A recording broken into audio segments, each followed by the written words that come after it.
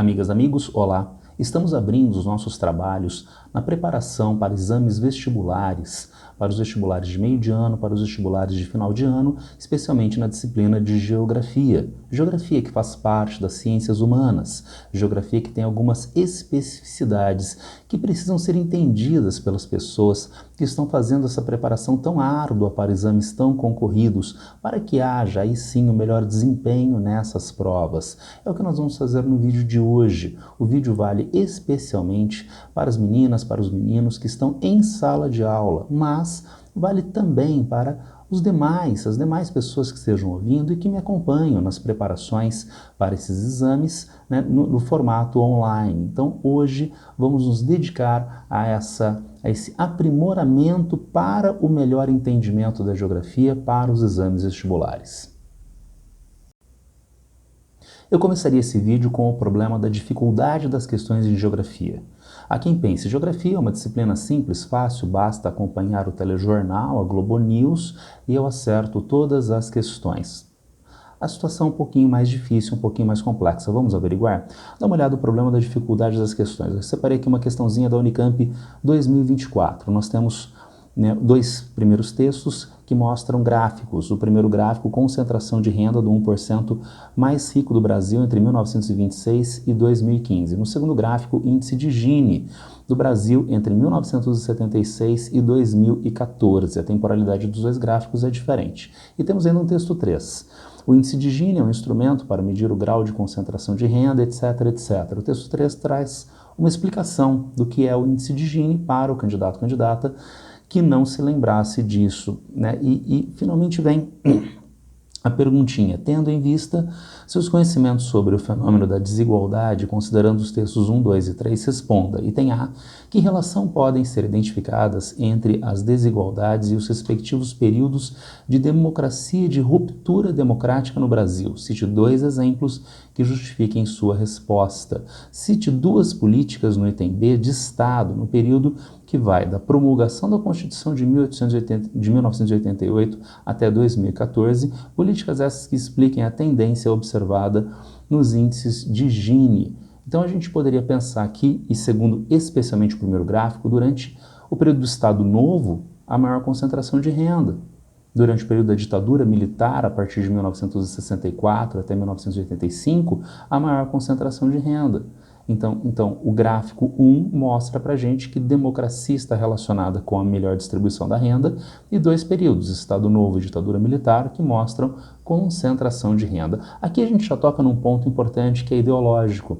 Ditadura militar e mais a relação de ditadura com concentração de renda que nós reconhecemos que é um problema na sociedade. E isto é exigido na resolução desta questão. E ainda o item B que pede medidas do governo que contribuam para a redução da desigualdade no período até 2014. Então nós vamos valer principalmente do nosso segundo gráfico, A gente tem o Plano Real do Fernando Henrique Cardoso contendo os maiores patamares inflacionários. A inflação pega muito pesado justamente com os assalariados de menor renda e isso contribuiu para a melhoria da distribuição da renda. Tem que falar Fernando Henrique Cardoso e Plano Real? Precisa. E mais, temos uma segunda medida, medidas de apelo social de transferência de renda nos anos 2000, governo Lula, como por exemplo Bolsa Família. Tem que falar? Sim, tem que falar, tá certo? E acho uma questão de dificuldade média-baixa. Eu não vejo uma dificuldade tão alta nessa questão. Entretanto, os candidatos discordariam de mim, né? Porque veja o gráfico de desempenho dos candidatos para essa questão. Nós temos 16%, 15,9%, 16% dos candidatos zerando a questão. É uma questão de segunda fase. Os candidatos já passaram pela primeira fase, têm um relativo preparo e 16% zerou essa questão. A Unicamp destaca que um dos aspectos que mais prejudicou os candidatos e candidatas foi não denominar as políticas públicas, né? Então não fazer essa denominação. Então, de novo, tem que falar Plano Real? Ah, mas eu não gosto do Fernando Henrique Cardoso. Não estou me importando se você gosta ou não gosta. É a resolução da questão. Tem que falar Bolsa Família? Ah, mas eu acho que Bolsa Família dá dinheiro para vagabundo. A Unicamp não acha. e é parte da resposta da Unicamp. Nós estamos aqui começando a nossa preparação para a resolução de questões de vestibular, e isto é fundamental para a resolução desta questão. Vamos continuar. A gente ainda tem mais um problema que é típico da geografia, que não aparece em outras disciplinas. A matemática não tem nisso um problema muito grave. Atualidades. Atualidades sempre vão cair nas provas de geografia, agora as próximas provas de meio de ano e no final do ano. Como aconteceu no Unicamp 2023. Vejam, nós temos um mapinha que pega a parte leste da Ásia, Oceano Pacífico, e ainda o item A ponte dois conflitos geopolíticos envolvendo China e os Estados Unidos, e que estão situados na região destacada, explica os interesses envolvidos em cada um deles. E nós temos ainda o item B, que recursos naturais são disputados no mar da China meridional e quais os principais produtos transportados por navegação na região. Então, tensões entre China e Estados Unidos por Taiwan, como o próprio mapa está mostrando, né, a área de soberania e ou controle por parte dos países, especialmente a expansão da zona econômica exclusiva chinesa, tensionando com outros países da região, países que são satélites dos Estados Unidos, como por exemplo as Filipinas, e assim por diante. E no item B, os recursos, pesca, petróleo, e ainda o problema do transporte marítimo de chegada de commodities e peças para a economia industrial chinesa, a exportação dessas mercadorias finais da China para o mundo inteiro. A questão que é largamente coberta pelos meios de imprensa, né? Então eu acho que os candidatos podem ter tido um bom desempenho.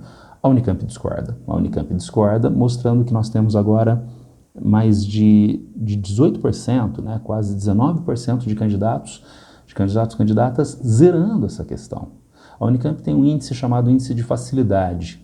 Quanto mais próximo de zero, mais difícil foi a questão. Essa questão teve 0,311 de índice de facilidade. Se eu não me engano, foi a mais difícil da prova, foi a que teve pior desempenho entre os candidatos e candidatas. Tá? E por que isso? A Unicamp dá várias explicações e eu dou mais uma. Atualidades. Precisa acompanhar atualidades ao longo do ano e precisa fazer esse acompanhamento junto a sites, junto a meios que são sérios e voltados para as suas necessidades de vestibulandos e vestibulandas.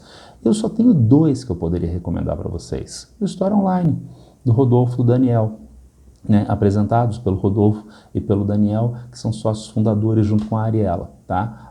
Agora, aqui a gente encontra formação acadêmica, aqui a gente encontra seriedade nas análises. Eu não consigo recomendar outras coisas. Ou melhor, o GeoVest, que é o meu blog, né, sem qualquer falsa modéstia, eu faço da melhor forma possível para as necessidades também de exames vestibulares. Então, eu recomendaria muito fortemente o acompanhamento destes dois sites para que vocês possam ter o melhor preparo ao longo do ano. Vamos avançar com a dificuldade das questões. Aulas assistidas. Eu acho incrível, né? No ano retrasado, nós tivemos alguns alunos nota 1000 na redação do Enem e a imprensa foi entrevistar esses alunos. E nas entrevistas os alunos diziam a sua estratégia incrível para tirar notas mais altas no Enem. Eles não assistiam às aulas. Eles usavam o tempo da aula para fazer exercícios, para ler alguma coisa.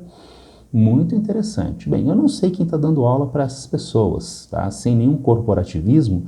De repente é um professor Cone, é um professor Samambaia dando aula, tá? Mas eu não acredito plenamente nisto. E eu posso dizer por mim, não sou um professor Cone, nem um professor Samambaia.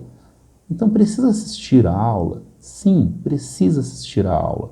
A estratégia de não assistir a aula é uma estratégia muito perigosa. Na verdade, eu diria uma estratégia burra. E eu posso comprovar isso para vocês através do vestibular da Unicamp e da FUVEST 2024.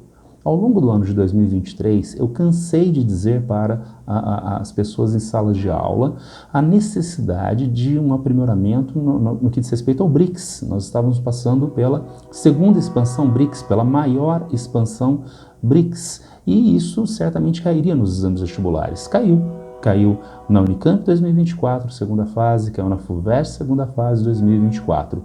Duas questões de razoável complexidade. Agora vamos testar. Eu não assisti às aulas, eu fiquei fazendo exercício, eu não assisti às aulas de geografia. E depois eu fui lendo o material para saber o que era BRICS para responder a uma questão como essa. O aluno estudou no sistema Anglo. Eu Peguei aqui para vocês o material Ângulo 2023, questão do vestibular 2024. Então o aluno estudou por este material ao longo do ano de 2023. Tem BRICS neste material? Tem. Você encontra o acrônimo BRICS uma vez, tem uma referência ao acrônimo BRICS em todo o material Ângulo de 2023 de Geografia, frente de Geografia Geral e Geografia do Brasil. Detalhe, BRICS não aparece em Geografia Geral, aparece em Geografia do Brasil. E não é um capítulo de BRICS. Está aqui, ó, na legenda da foto de uma reunião BRICS, da qual participou Michel Temer, presidente do Brasil. Poxa, poderia pegar uma foto do Marechal Deodoro, né? Então, será que esta foto, né, será que a legenda desta foto responde à questão? Acho que não. Então, quem estudou no material Ângulo e não acompanhou as aulas adequadamente, vai ter dificuldade para responder essas duas questões. Vamos dar uma olhadinha no sistema poliedro? No sistema poliedro de 2023, nós temos um tópico BRICS e nós temos 6 parágrafos para BRICS. Parabéns, sistema poliedro. Entretanto, esses 6 parágrafos dão conta de responder a essas duas questões de razoável complexidade? Só os 6 parágrafos? Não dá conta. Mas eu tenho a minha aula de 2023. Eu coloquei aqui para vocês os slides da aula e eu tenho aquilo que eu chamo, carinhosa e pejorativamente, de folhinha. É um resuminho da aula, né, para acompanhamento da aula, tá certo? Eu digo carinhosa e pejorativamente porque é um resumo de acompanhamento de aula, não é nada aprofundado. Aqui nós temos bem mais do que aparece de BRICS no material poliedro. Eu nem vou comparar com o Ângulo, onde só tem uma legenda de foto, tá certo? Então, era necessário assistir a aula? A estratégia de não vou assistir a aula seria boa neste caso?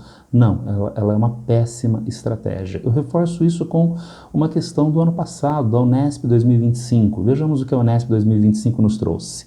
Nova ordem mundial. Essa expressão foi consagrada por George H. Bush, o Bush Sênior, num discurso proferido perante uma sessão conjunta do Congresso americano no dia 11 de setembro de 1990. Aqueles eram os anos mágicos do encerramento da Guerra Fria. E aquela era uma profecia assentada sobre a percepção de um mundo ordenado e liderado pelos Estados Unidos. A expressão não durou sequer uma década. No portal do século XXI, teria sido melhor inscrever aquilo que disse um dia Sam Goldwyn, um antigo magnata do cinema. Disse ele: nunca profetize especialmente sobre o futuro. No excerto do infrutífero, né, do mentalmente estéril Demetrio Magnoli. Mas a Unesp resolveu colocar o excerto dessa criatura, né, para a questão que tem por enunciado. No excerto, há uma desconstrução da percepção sobre nova ordem mundial. Essa desconstrução justifica-se pela, e a Unesp nos trouxe a alternativa E. Formação de 3 polos de poder logo após o fim da bipolaridade, contemplando os Estados Unidos, a União Europeia e o Japão. Bom, a questão tematiza a dita nova ordem mundial, ou aquilo que eu chamo de ordem pós-Guerra Fria. Há diferentes formas de abordagem disto em relações internacionais. Diferentes teóricos em relações internacionais teorizam o ordenamento político pós-União Soviética de diferentes formas.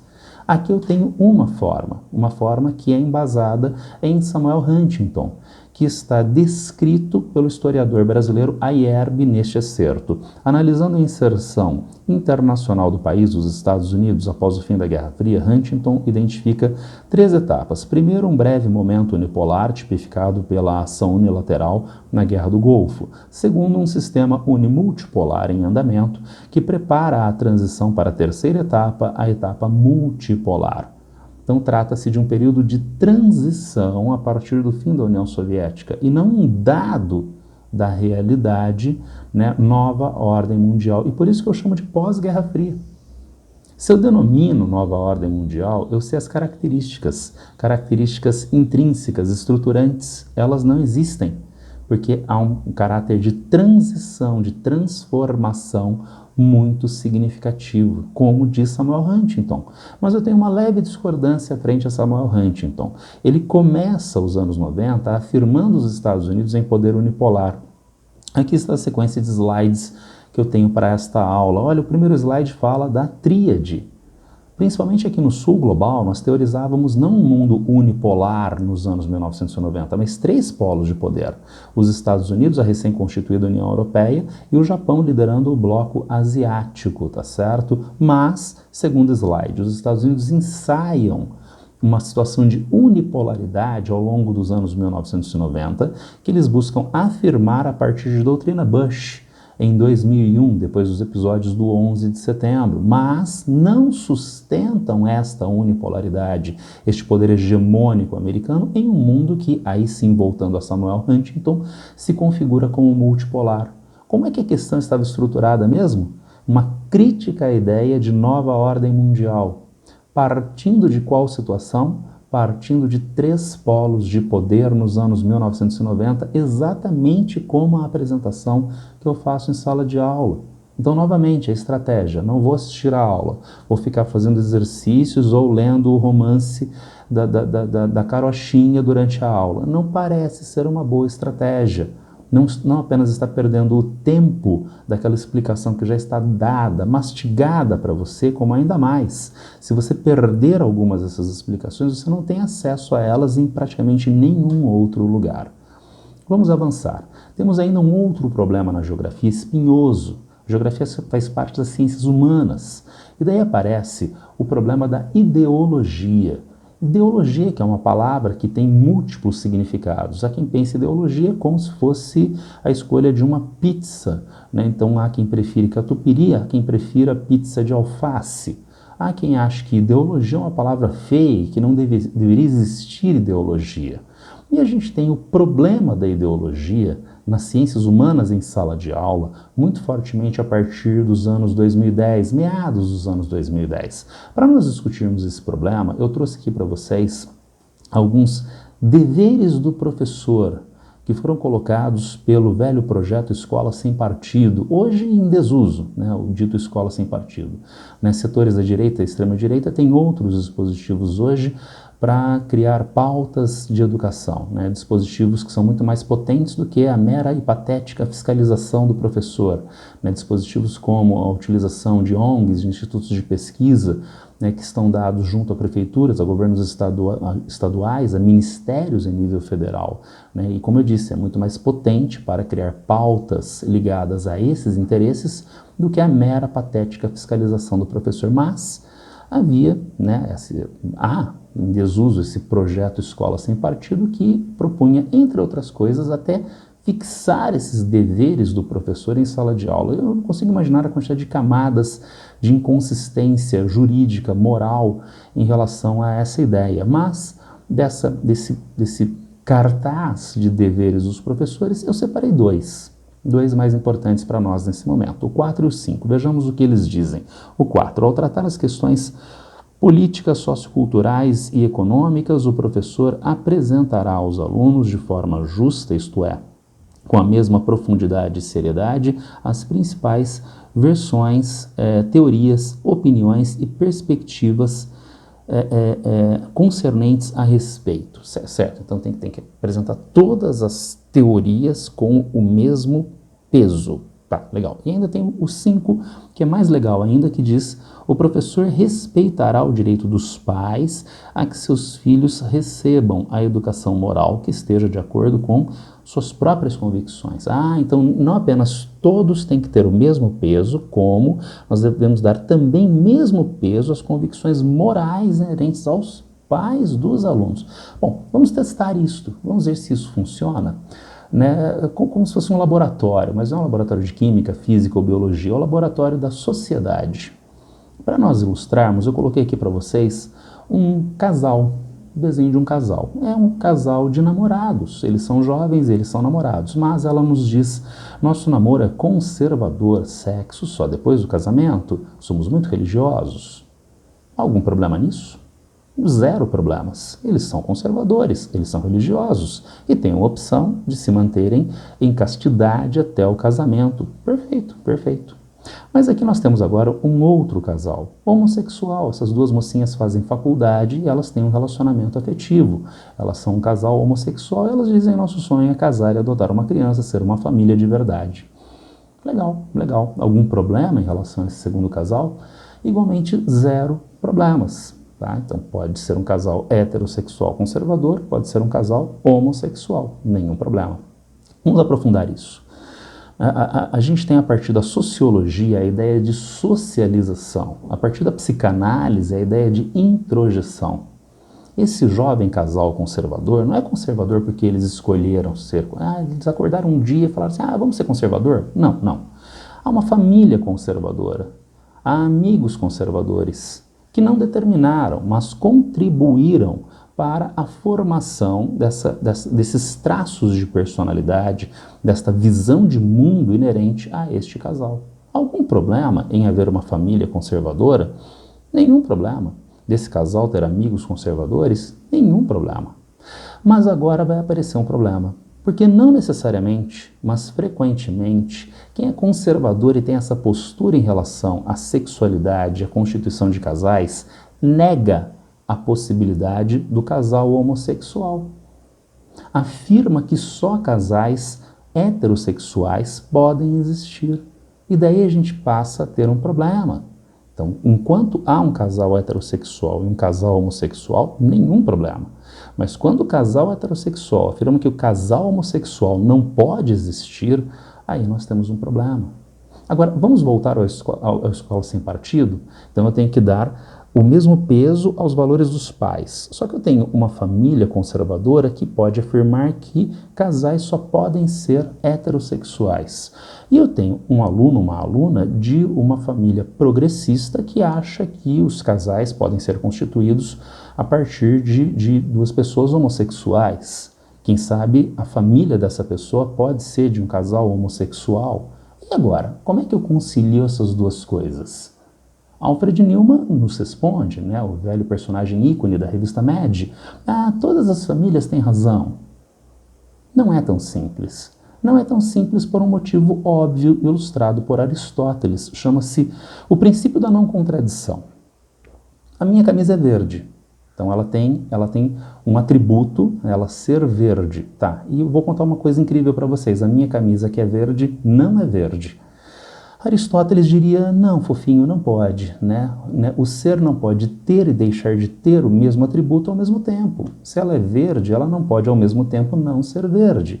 Como são os casais? Os casais podem ser heterossexuais ou homossexuais, diz as famílias, pais, mães do casalzinho da foto de baixo, E os casais têm que ser necessariamente heterossexuais, diz a família da foto acima. Então, isto é uma contradição. Nós não podemos validar os dois ao mesmo tempo. Só que a gente tem mais um aspecto relacionado a isto. Vocês só conheceram as meninas homossexuais agora na foto, mas eu as conheço há muito mais tempo. Desde o final do ensino fundamental, essas duas meninas têm uma relação homoafetiva. Só que, dado o relacionamento que elas buscavam ter, elas sofriam muito bullying na escola. E quando eu, em sala de aula, digo e validando a ideia conservadora de que os casais só podem ser heterossexuais, eu estou reforçando o bullying contra essas duas meninas. E aí aparece um problema. Sabe que a sala de aula é um ambiente no qual o professor vai ser um veículo de bullying? Não. E uma última coisa. Bullying, desde o ano passado, é crime. Lei número 14811, de 12 de janeiro de 2024. Esta lei criminaliza bullying e cyberbullying. Então vejam, Escola Sem Partido diz, as duas famílias têm peso igual, mas não dá, porque uma está negando a existência da outra. E na hora que eu valido uma determinada forma, uma forma que invalida a outra, eu estou cometendo bullying, o que é crime. Sala de aula é local de crime? Não, não é. E, portanto, dane-se a ideia de que uma família acha tal ou qual coisa. Porque na sala de aula, na minha sala de aula, vale direitos humanos. Vale o que diz o ordenamento jurídico brasileiro. Podemos aprofundar isso. Podemos aprofundar isso com Immanuel Kant. Vamos ainda nessa mesma temática. Kant nos traz o chamado imperativo categórico, obra de tal modo que a máxima da tua ação possa valer, ao mesmo tempo com o princípio de uma legislação universal. Isso é um imperativo categórico, mas a gente poderia aplicar esse imperativo categórico ao direito de família? Sim, a gente poderia poderia fazer essa adaptação. O que Kant diria, à luz do imperativo categórico, sobre o direito de família? E Kant, vejam, será que ele é um comunista? Será que Kant, na Königsberg do século XVIII, na Prússia, era um ícone do movimento LGBTQIA+? Não, não era. Mas a adaptação do imperativo categórico ao direito de família poderia ser entendida da seguinte forma: o reconhecimento legal de uniões homoafetivas é uma ação moralmente correta, pois não contradiz a inclusão das uniões homoafetivas na classe de entidades familiares. O reconhecimento legal de uniões homoafetivas é uma forma de garantir que todas as pessoas, independentemente de sua orientação sexual, sejam reconhecidas como iguais perante a lei. Então, veja, o imperativo categórico age de tal forma que a sua ação possa ser transformada em legislação universal, tem um caráter inclusivo. Quando a lei é composta de tal forma que no conceito, no direito de família, não é na noção que eu acho que é da família, é no que diz a lei sobre a família, cabe tanto casal hétero como casal homossexual, nós temos então o cumprimento do imperativo categórico. Isso não é apenas uma especulação filosófica, isso está dado no ordenamento jurídico brasileiro através do Supremo Tribunal Federal. O Supremo Tribunal Federal julgou, na primeira metade dos anos 2010, um processo que envolvia justamente o direito de família, porque o Código Civil à época dizia textualmente: família é constituída por um homem e uma mulher. Então, e se a família tem um homem e um homem, né, como chefes de família, uma mulher e uma mulher? Opa, está em contradição com as palavras do Código Civil. O que está acima do Código Civil? A Constituição. E o que nos disse o relator deste caso, né, sobre esse problema do Código Civil? Ele diz: a Constituição Federal não faz a menor distinção entre a família que se forma por sujeitos heteroafetivos e a que se constituiu por pessoas de inclinação homoafetiva. E, portanto, diz Aires Brito: dane-se homem e mulher, que está escrito no Código Civil, acima dele está a Constituição, que não estabelece esta diferenciação. A maioria dos juízes votou junto com o relator, validando no Supremo Tribunal Federal a ideia de famílias homoafetivas. Insisto, sala de aula é local de afrontar o Supremo Tribunal Federal? Não. Sala de aula é local de validar as leis, os direitos humanos moralmente constituídos. E, portanto, eu não me importo no que está pensando a família do meu aluno, da minha aluna. Eu me importo em cumprir a lei de forma moralmente válida na sala de aula. Vocês podem, entretanto, imaginar: tá, mas o tema era preparação para os vestibulares. Muito bonitinho, as imagens do Supremo Tribunal Federal e o Immanuel Kant. Mas o que o vestibular nos diz? O vestibular nos diz isto, ó, Unesp 2016. Temos um texto 1 que fala sobre a cura gay, né? Uma proposta que estava tramitando na Câmara dos Deputados, tá? Mas o próprio texto 1 já cita o Conselho Federal de Psicologia, que critica essa ideia de cura gay. Temos ainda um segundo texto do médico Drauzio Varella, que nos traz que a noção de homossexualidade está presente em diferentes momentos da evolução e em diferentes animais na natureza. Ele cita, então, que é um aspecto muito comum na natureza, a ideia, a prática de homossexualidade, tá certo? E o que a Unesp queria desses dois textos? Comente as diferenças entre o projeto de decreto legislativo e o texto do médico Drauzio Varella em suas respectivas pretensões de fundamentação científica em relação científica da relação entre comportamentos normais e patológicos no campo da sexualidade. Então o homossexual é doente e demanda cura gay, tá? E não há cura gay, diz o Conselho Federal de Psicologia e, por extensão, o médico Drauzio Varella. Agora, quais são as pretensões de cientificidade dessas duas posturas? Vamos lembrar do Escola Sem Partido? Os dois estão certos, os dois têm pretensão de cientificidade. Não tem.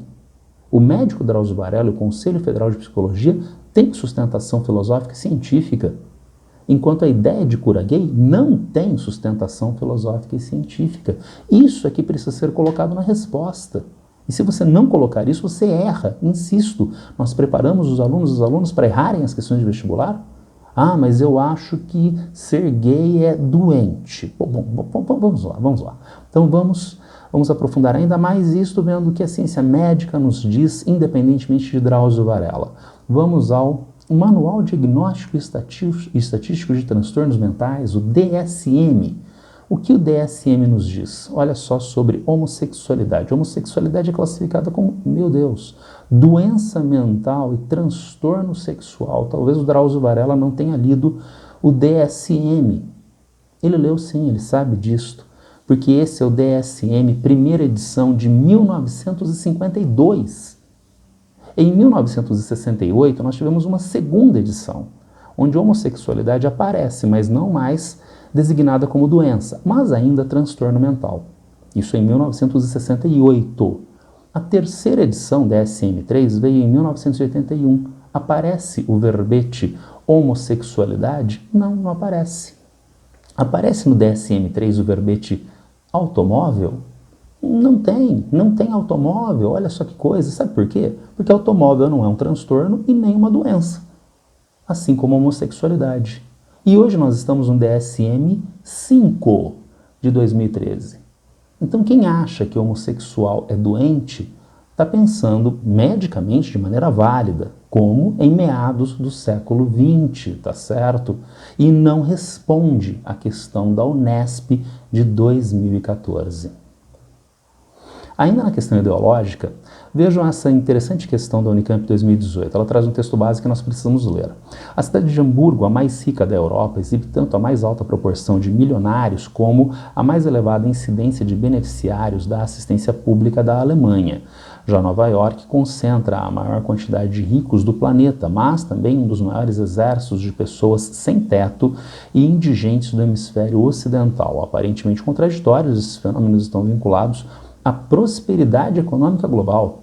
Não há declínio econômico nesses países. Esses fenômenos estão vinculados à prosperidade econômica global, que traz retrocessos e desarticulação do estado de bem-estar social.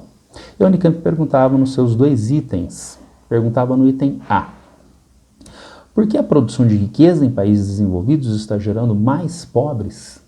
Então por quê? Lembrem-se, a Unicamp dá a resposta oficial das suas questões, tá? Essa primeira parte do item A é relativamente simples, porque a gente vive numa sociedade capitalista, uma sociedade classista, burguesia e proletariado. E a burguesia se apropria da maior parte da renda e o proletariado fica em condição de maior pobreza. Daí a concentração de renda na sociedade capitalista. Lembra da questão da ideologia? E alguém pode pensar, mas eu sou anarcocapitalista, mas eu sou neoliberal misiano, eu acho que o capitalismo não faz isto. Perfeito. Mas na academia, na universidade, a corrente principal em economia e ciência política valida isto? Não. Valida a ideia diferente de que o capitalismo gera concentração de renda. E, portanto, nós vamos dar, lembra do Escola Sem Partido, o mesmo peso para as duas formas de análise? Não, porque uma tem primazia científica e filosófica, tem validade acadêmica hoje e a outra não tem. Segundo problema, o vestibular cobra de uma determinada maneira. Olha a resposta da Unicamp. A produção de riqueza em países desenvolvidos está gerando pobres, apesar do aumento da prosperidade econômica global, em razão da alta concentração de renda que caracteriza o atual estágio do desenvolvimento capitalista. Então, se você tentar dar uma resposta anarcocapitalista ou neoliberal, você vai simplesmente errar a questão, tá certo? Porque é uma opçãozinha comunista da Unicamp? Não.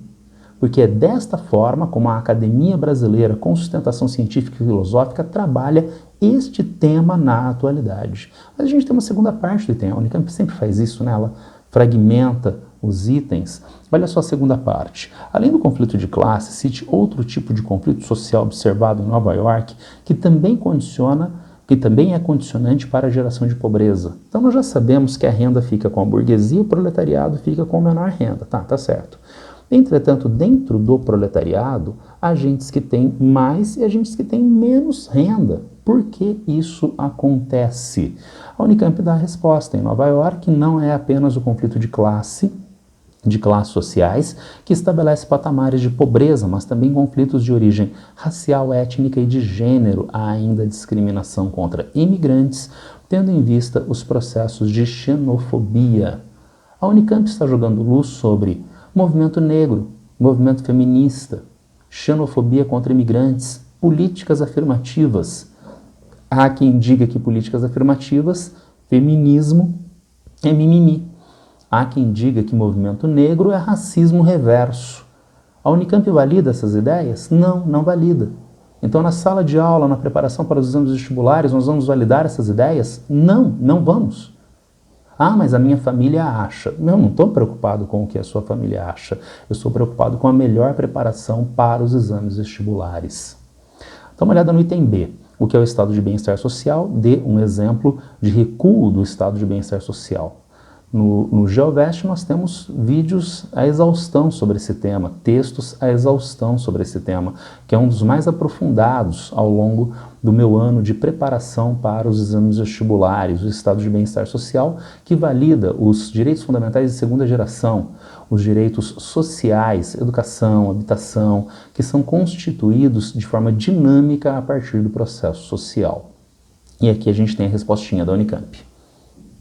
Mas a gente poderia ter outras respostas a partir de outras leituras. Vamos testar essas outras respostas, outras leituras. Olha só de novo o nosso querido Alfred Newman, tá? Pensei em uma resposta mais legal. Então, manda ver.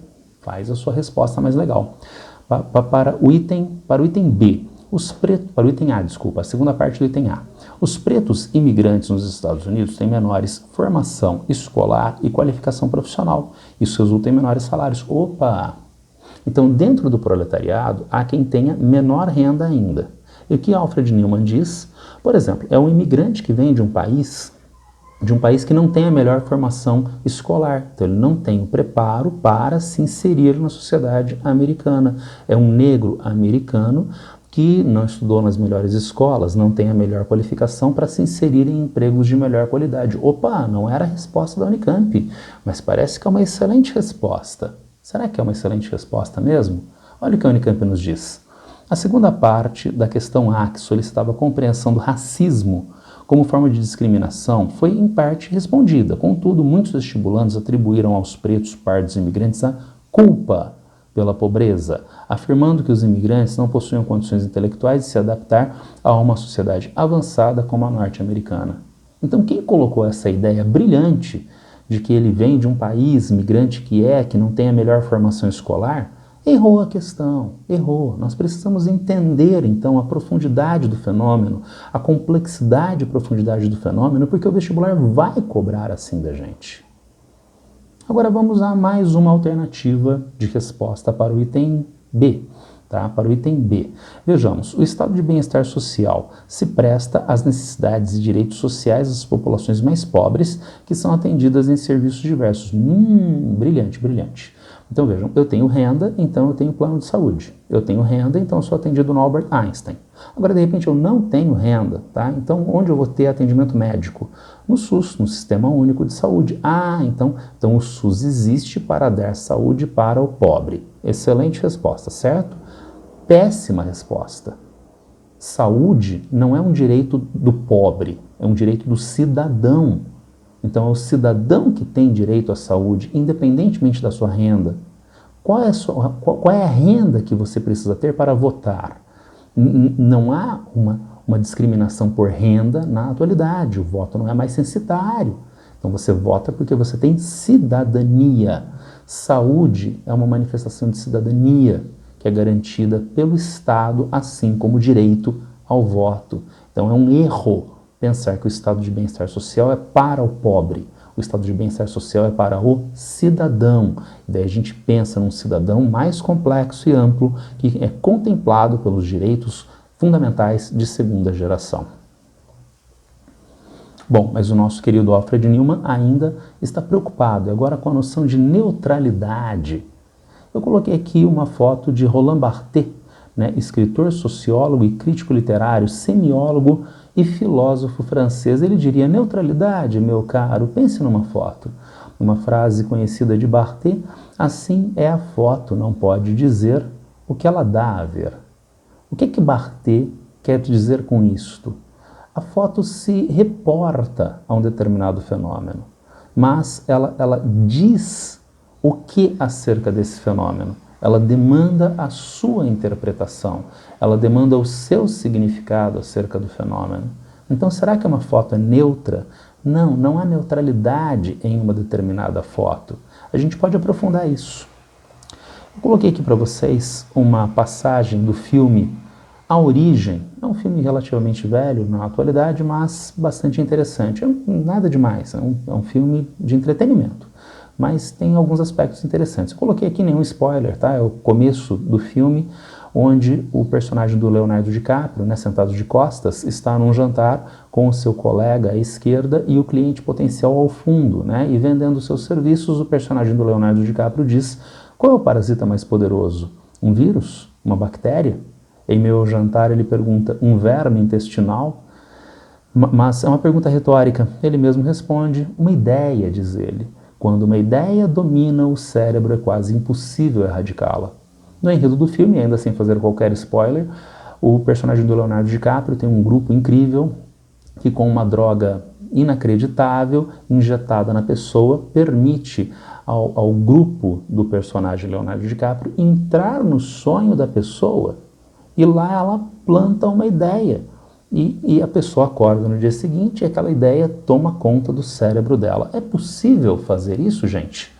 Claro que não, uma ficção, né? Então são drogas mirabolantes, etc, etc, tá legal? Ou melhor, é possível sim, mas sem as drogas mirabolantes. Vamos nos lembrar de neutralidade com a análise que nós vamos fazer agora na sequência. Pensem no signo. E o que é o signo? Diria Roland Barthes: signo é a união indissolúvel entre significante e significado. Vamos entender isso? Aqui a gente tem uma rosa. Veremos brevemente que ela não é uma rosa, tá? Mas vamos chamar precária e provisoriamente de rosa neste momento, tá legal? A rosa é um significante, é um veículo. Poderia ser esta outra gravura, tá certo? Um veículo de um determinado significado, tá? Então esta rosa poderia ter significado na botânica, nas artes, na decoração, no amor. Vamos pegar um desses significados potenciais, amor. E agora vamos ver esta imagem na sequência. Olha esta imagem. O jovem apaixonado entregando para a jovem uma rosa. E quando ela vê isso, o que ela pensa? Ele está querendo me dar uma aula de biologia mostrando as estruturas da planta. Não, ela não pensa isso. Ela vai entender imediatamente essa palavrinha mágica, imediatamente, que a rosa está expressando o amor do jovem por ela. Agora veja, ela está neste momento vendo rosa, veículo significante, que está expressando um significado de amor. Não, ela não está vendo isso. Ela está vendo um signo. Ela está vendo uma espécie de rosa fundida com amor, uma rosa amorosa, um amor róseo. Ela está vendo isso tudo junto. Só nós agora no vídeo é que estamos num esforço intelectual fazendo a decomposição do significante e do significado, mas ela está vendo um signo, a união indissolúvel de significante e significado. Vejam que aqui a gente já tem um primeiro complicador, tá? O signo, ele só é decomposto a partir de um esforço mental. Eu disse para vocês que, né, essa rosa não é uma rosa. Por que será que essa rosa não é uma rosa, tá? E ainda mais, esse significado é universal? Vamos imaginar que esta moça seja uma indígena Yanomami recém-chegada aqui ao interior de São Paulo, por exemplo, e um rapaz dá a ela uma rosa. Ela vai entender isso? Não, não. O significado tem um valor sociocultural, mas por que não é uma rosa? Em francês, isto não é um cachimbo. Faz parte de uma velha redação da FUVEST. Está marcado o texto 3 porque era uma velha redação da FUVEST. Diz a FUVEST: o quadro anterior é do pintor surrealista René Magritte, 1898-1967. A frase nele inscrita em francês significa: isto continua a não ser um cachimbo. E com base nos textos 1, 2 e nesta gravura, a FUVEST pedia: é possível afirmar que tudo é relativo? E que a realidade é uma ilusão? Isto é um cachimbo? Não, isto é uma gravura de um cachimbo. Aquilo é uma rosa? Não, é um desenho de uma rosa, tá certo? E vejam, está no vestibular. Não é uma sandice do professor. Então a ideia de formação do signo está presente, é um recurso de produção da redação aí no exame vestibular. Só que agora a gente pode avançar para uma forma mais complexa, o signo de segunda ordem. Todo o nosso quadrinho anterior, significante, significado e signo, ficou pequenininho. E por quê? Porque agora ele vai se transformar em um significante, que está expressando novos significados, em um signo de segunda ordem. Vamos entender isto. Aqui nós encontramos uma foto que acredito seja de um membro das Forças Armadas dos Estados Unidos. Já sabemos que não é um membro das Forças Armadas dos Estados Unidos. É uma foto que representa, não é um cachimbo, não é uma rosa, é uma foto que representa. Isso já compõe, portanto, um signo, tá certo? Um signo que está expressando um significado de um membro das Forças Armadas dos Estados Unidos. Mas tem algumas peculiaridades. Quais peculiaridades? A sociedade americana é de formação e tem como grupo majoritário brancos de origem anglo-saxã. Ela não é branca, ela é negra, numa sociedade majoritariamente branca, de formação branca. Ela está numa instituição chamada Forças Armadas. Eu penso em guerreiros, eu penso em Conan, o bárbaro, eu penso em Rambo, né? Um homem forte, musculoso, né? Cheio de cicatrizes. Não é exatamente o que aparece na foto. Ela tem vergonha disto? De ser negra em uma sociedade de maioria branca? De ser uma mulher nas Forças Armadas? Não, não. A foto está passando o significado de igualdade de gênero, de igualdade racial, de orgulho, suscitando a ideia, um signo de segunda ordem, que essa sociedade é caracterizada por igualdade, por liberdade. É interessante as pessoas ficarem espantadas com o governo Donald Trump, né, que está afrontando direitos humanos. Como pode os Estados Unidos? Eu não vejo com tanto espanto assim, eu não vejo com tanto espanto. Por quê? Porque eu sei que a sociedade americana não é uma sociedade da igualdade, da liberdade. Isso é extremamente relativizável na sociedade americana. Mas por que tantos têm tanto espanto em relação a isso? Por causa da superexposição. O que nos diria Goebbels? Na verdade, essa frase não é necessariamente dele, mas é atribuída a ele. Uma mentira repetida 1000 vezes torna-se verdade, frase atribuída a Goebbels. Tá? Agora, vamos trazer isso para a sociedade americana, que nos expõe de forma recorrente, superexposição, de valores que são característicos ou ideais da sociedade americana, igualdade, liberdade. Por exemplo, vejam este desenho animado desse simpático passarinho, o pica-pau. Essa espécie não existe na realidade, mas por uma mera coincidência são as mesmas cores da bandeira dos Estados Unidos.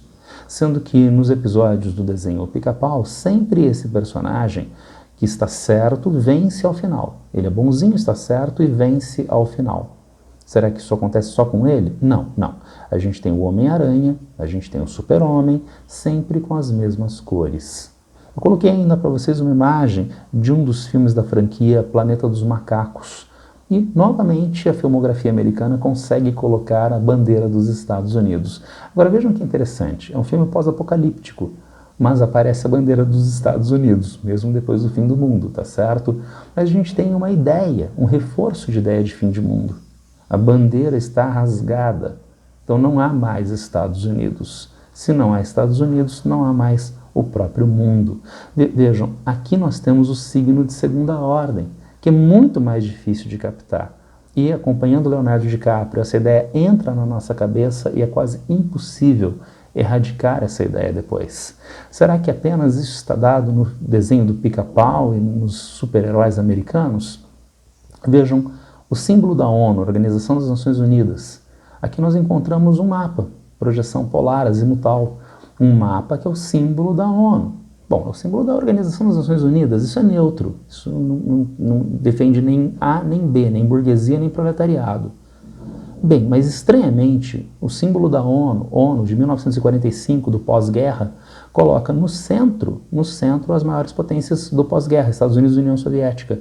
Também ficam ao centro importantes regiões das relações internacionais neste momento, como é o caso da Europa, tanto ocidental como oriental, e também o Japão. Agora, o mundo subdesenvolvido fica lá no finalzinho da representação, lá na periferia. Se bater um vento, cai do mapa, tá certo? Então, será que há neutralidade no símbolo da ONU? Não, não tem neutralidade.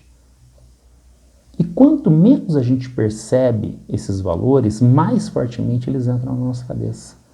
Quanto mais a gente tem a ideia tosca de neutralidade, mais os valores que são veiculados pelas representações acabam entrando na nossa cabeça. Como em mais um exemplo, o velho jogo Street Fighter, do final dos anos 1980. Era um joguinho de videogame. Um joguinho de videogame que era de luta. Dois personagens lutavam, tá? E esses personagens eram nacionais de determinados países, de determinadas regiões do mundo. Na abertura do jogo aparecia esse mapinha. É um mapa, tá? É um mapa. Ele é neutro. Não há neutralidade. Neutralidade está no shampoo do bebê, não na representação da realidade. Esse mapa não é neutro. É um mapa projeção de Mercator. É um mapa que coloca o norte na parte de cima. É um mapa que coloca os países do norte, mais afastados do Equador, com dimensões dilatadas. Portanto, não tem neutralidade nesse mapa. Só que ainda com mais uma peculiaridade. Vocês perceberam? Vocês perceberam que no centro não está o meridiano de Greenwich? Quem faz esse jogo é uma empresa japonesa. E eles pensaram, para que colocar o Reino Unido no centro do mapa? Eu vou colocar Tóquio no centro do mapa. É mais um conteúdo político-ideológico que está presente nesse jogo. Vamos analisar os personagens? Como eu disse, os personagens em luta são nativos de diferentes países. Mas de todos os personagens, nós só encontramos dois que têm um aspecto humanamente válido. Esses dois personagens são o Ryu e o Ken. Tudo bem que eu não conheço muitas pessoas que jogam feixes de energia nos outros, mas os únicos que se assemelham a seres humanos são esses dois personagens. Na verdade, o personagem japonês, empresa que faz o jogo, e o personagem americano, maior mercado consumidor para esse jogo. Portanto, se você é um menininho, uma menininha do Japão, você pode jogar com um personagem que é ser humano como você. Se você é um menininho, menininha dos Estados Unidos, também.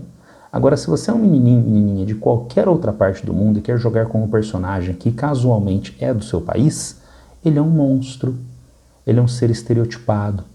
Em especial o nosso querido personagem do Brasil, o Blanca, que é uma espécie de Hulk com defeito. Há várias histórias de surgimento do Blanca, tá? Há várias. Uma que eu gosto bastante é que ele se perdeu da sua família na selva amazônica, mas ao invés dele morrer e ser comido pelos bichos, ele aprendeu a lutar com as enguias elétricas do rio Amazonas. E o poder dele é dar choque no adversário. É muito comum, né? Os indígenas amazônicos, eles têm essa capacidade que eles aprenderam com as enguias elétricas. Não. Esta é uma forma extremamente degradada de visão do Brasil ou de qualquer outro país que não seja o da origem do jogo e do maior mercado consumidor do jogo. Será que esse joguinho é neutro? Agora, qual é a criança nos anos 1980 que tenha 7, 8, 10 anos de idade que está pensando em aspectos políticos, históricos, geopolíticos, ideológicos, semiológicos na hora que vai jogar? Nenhuma dessas criancinhas. E, portanto, todos esses valores estão entrando na cabeça dessas criancinhas, criando, portanto, uma visão de mundo muito favorável a uma determinada parte do planeta e muito desfavorável a outra parte do planeta. A gente pode aplicar isso na geografia, na cartografia. Temos, portanto, aqui um mapa, um planisfério político. Então, o título desse mapa seria Planisfério Político. Será que há conteúdo político-ideológico neste mapa? Há quem diga, não tem, são só os países do mundo. Bom, o título do mapa é Planisfério Político. Será que não tem conteúdo político ideológico? Claro que tem. Bom, poderíamos então optar por um outro mapa. Olha esse outro mapa, agora são só os continentes e oceanos. E, portanto, terras imersas e oceanos, na verdade. E, portanto, agora não tem conteúdo político ideológico, certo? Bom, aqui nós temos uma questão da Unicamp. Questão da Unicamp bem velha, dos anos 1980. Não aparecem países no nosso mapa, só que a Unicamp está cobrando qual é o conteúdo político-ideológico desse mapa, e ainda mais. Acontece de este mapa não ser igual ao nosso mapa verdinho-azulzinho, porque enquanto o verdinho-azulzinho é a projeção de Mercator, que tem determinados conteúdos político-ideológicos, o mapa que a Unicamp trouxe é a projeção de Peters, que tem outros conteúdos político-ideológicos que a Unicamp estava cobrando do vestibulando. Então, será que eu vou tratar o mapa com uma representação neutra? Não vou. Para nós aprofundarmos isto, vejam o que dizia Bass Blackwell num velho artigo da revista The Economist. Olhar os mapas pode ser esclarecedor, olhar para eles de ângulos novos pode ser ainda mais esclarecedor, mas se você quer libertar a sua mente de todas as ideias preconceituosas e preconcebidas que os planisférios tendem a produzir, provavelmente só terá um remédio: arranje um globo e mantenha-o sempre rodando. Bom, parece que na primeira parte, Bayes Blackwell valida a ideia de que os mapas têm conteúdo político-ideológico, como foi cobrado na questão da Unicamp. Mas ele apresenta uma solução: um globo. Então talvez o globo não tenha conteúdo político-ideológico. Trata-se apenas de uma figura análoga ao do próprio planeta que tem a inscrição dos continentes, oceanos, países, vegetação, né, na sua superfície. Há quem discorde de Bayes Blackwell e ache que o globo também tem conteúdo político-ideológico. Mafalda, do finado Quino, cartunista argentino. Ela pergunta para o pai dela onde estamos. Lembrem-se, Mafalda é argentina, né? E ele aponta Buenos Aires. Mafalda, no último quadrinho, está de cabeça para baixo, né, dizendo que vai ter mais apego por este solo. É uma criança, né? E, assim, muito bonitinho, mas de novo, a gente está pensando nos exames vestibulares. Sim, olha aqui a Mafalda nos exames vestibulares FUVEST 2010, tratando justamente do conteúdo político-ideológico das representações e, por exemplo, do globo terrestre. E, finalmente, nós temos ainda, vejam, o Unesp 2025. No dia 9 de março de 2024, diz a Unesp, o Instituto Brasileiro de Geografia e Estatística lançou uma nova versão do Mapa Mundi, deixando as redes sociais em alvoroço. O motivo da surpresa é que, diferentemente dos mapas que estamos habituados a ver nos livros escolares ou até em rápidas buscas no Google, a nova versão traz o Brasil no centro do mundo. Agora vejam, no que a gente acabou de analisar, o mapa do Street Fighter, era Tóquio no centro do mundo. Só que o IBGE, no lançamento do mapa agora em 2024, colocou o Brasil, Brasília, no centro do mundo. A surpresa com o mapa apresentado, e a Unesp dizia, alternativa C, o eurocentrismo, visão de mundo, a surpresa por contrariar o eurocentrismo, visão de mundo que institui a Europa enquanto parte central e superior do mapa mundi. Então, novamente, existe neutralidade? A resposta é não. Existe a análise do fenômeno na sua profundidade, no entendimento das suas contradições, no entendimento dos seus limites, nas potencialidades de superação. Este entendimento deve ser pautado por uma lógica sustentável em termos científicos e filosóficos.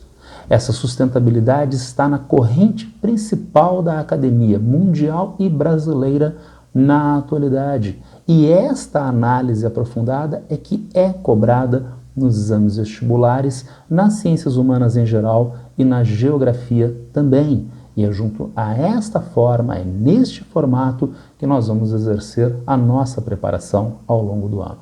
Bom, era isso por hoje. Uma análise das necessidades, de dificuldade de assistir adequadamente às aulas, o problema da ideologia, o entendimento da ideologia como parte da melhor preparação para os exames vestibulares. Quem tiver alguma dúvida, algum problema acerca desse vídeo, alguma crítica, já sabe, é só me encontrar a qualquer tempo nas redes sociais. Abraço para todas e todos e boa sorte!